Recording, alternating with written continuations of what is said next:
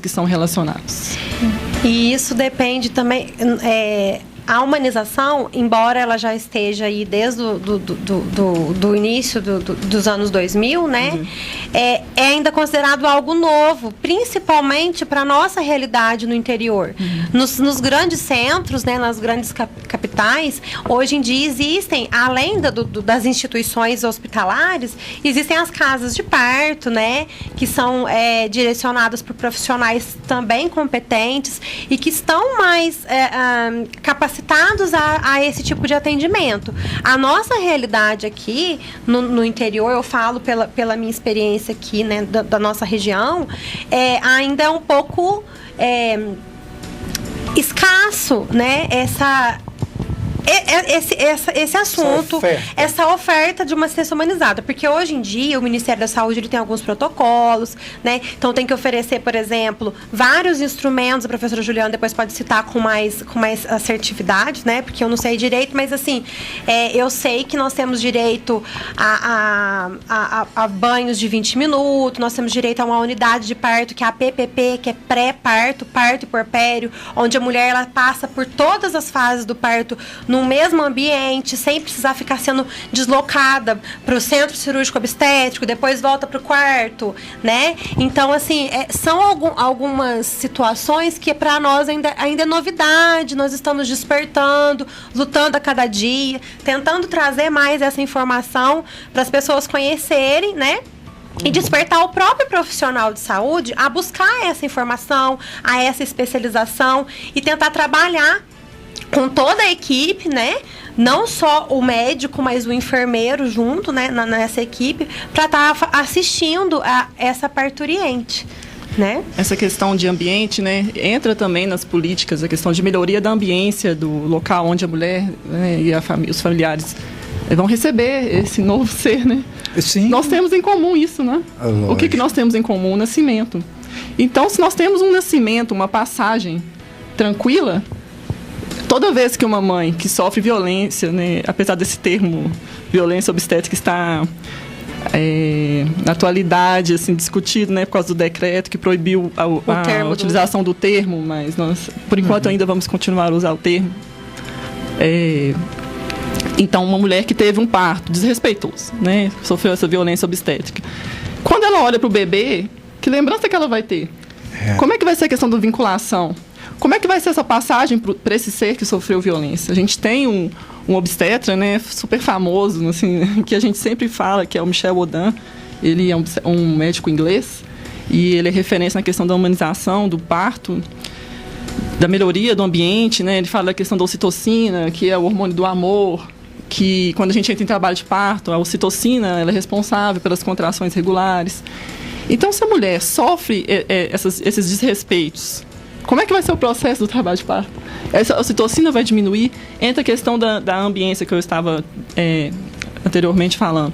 A mulher chega para ganhar o seu filho num ambiente hostil, não é recebida de maneira digna, não tem o acompanhante de escolha, porque é direito da parturiente ter o acompanhante que é a escolha da mulher, não dos profissionais de saúde.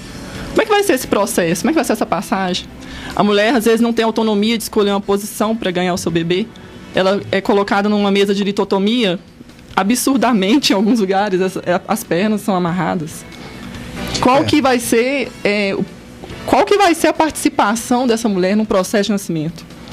Né? Então, Michel Audin diz, para mudar o mundo, é preciso mudar a forma de nascer. Então, eu acho que é uma reflexão que a gente tem que fazer. Vamos nos atualizar. As melhores práticas, muitas vezes, são práticas simples.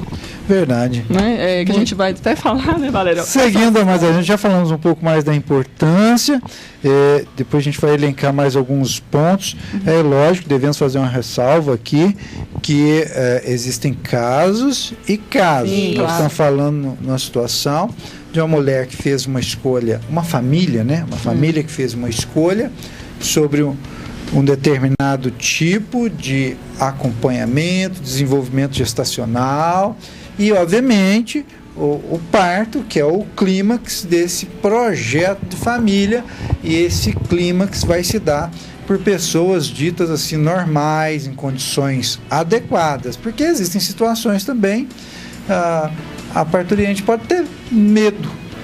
Pode Sim. ter medo de fazer parto normal. É o mais comum. E as pessoas me perguntam, você não tem medo?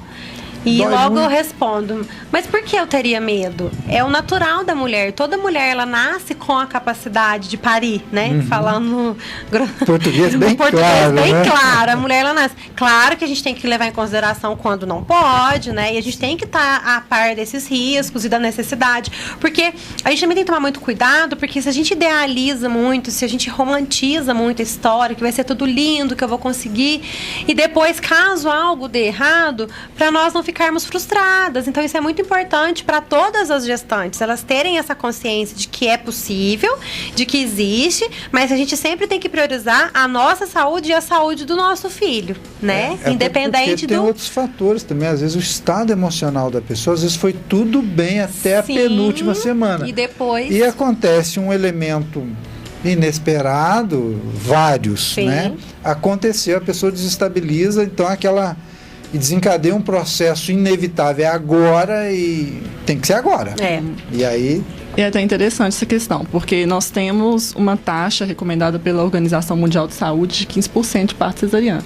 O Brasil é o país que está em segundo lugar, né, das 55%. de número de parto, né, da questão da operação cesariana. Então, será que isso é um reflexo de quê? Desse medo? Esse medo, né, das mulheres.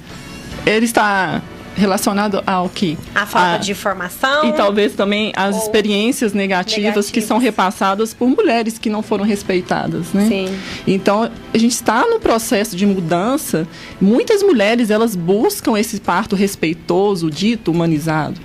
Né? Mas a gente vai ver que também tem, né? O professor Ademir, ele vai fazer umas perguntas específicas ali para a gente discutir essa questão. Então, a gente vai... temos aqui uns 5 minutinhos ainda para falar logo nessa introdução. E já começamos.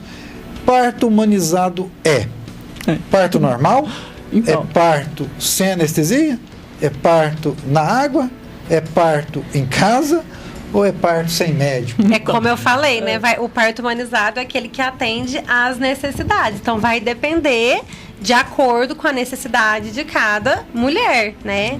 Cada caso é um caso. Então, vamos ver ali, né? Primeiro, parto normal. Não, o parto normal é uma via de parto. O parto humanizado, ele deve estar presente em todas as vias de parto. Ele deve estar presente desde o atendimento até o pós-parto. É parto? Não, é um atendimento, é um modelo obstétrico humanizado.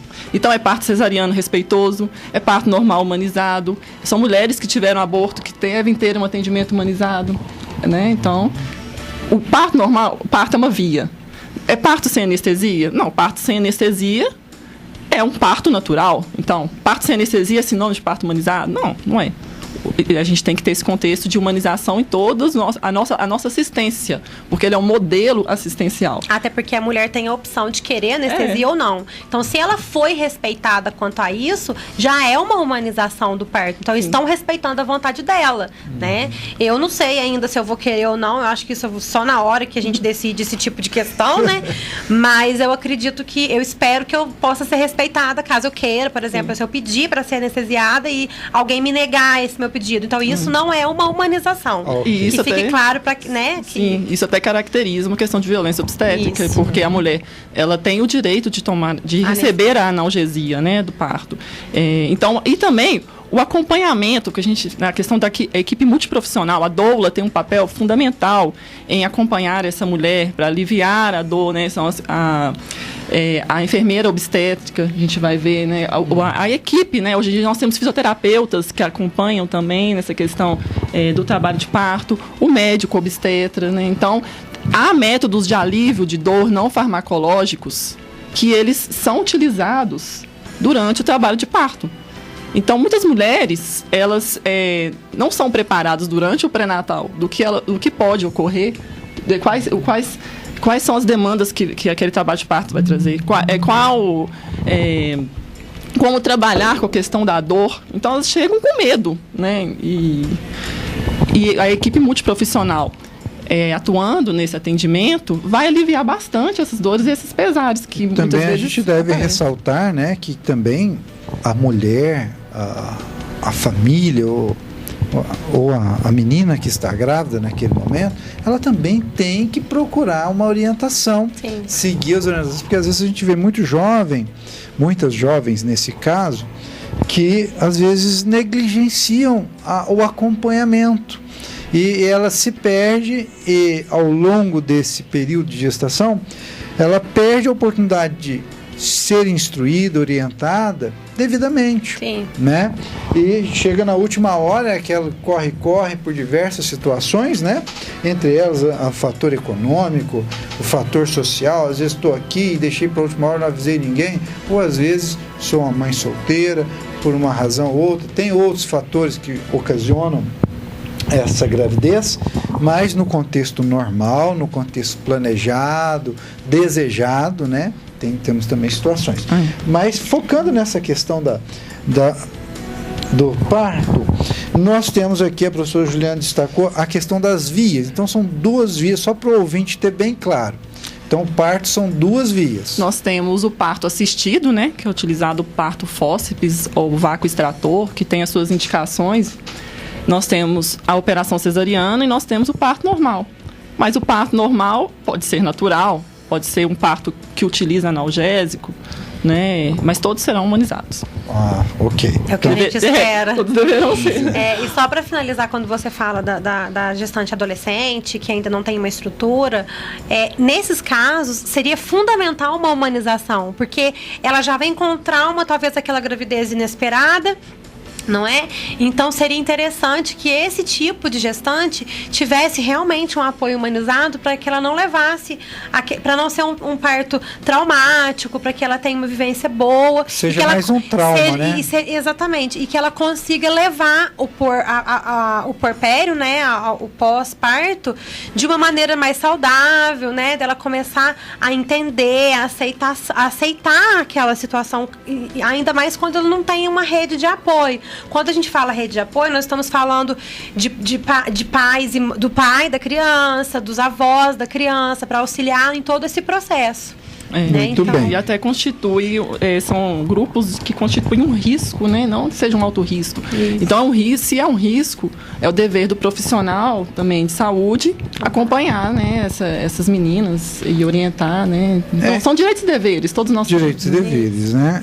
E no final das contas, pelo menos a vida vem ensinando que as mulheres que conseguem ou tiveram a oportunidade de ter o parto normal, elas têm uma recuperação muito melhor também, né? Mais rápido. Nós vamos falar disso ainda depois. E aí nós vamos fechar esse primeiro bloco agora.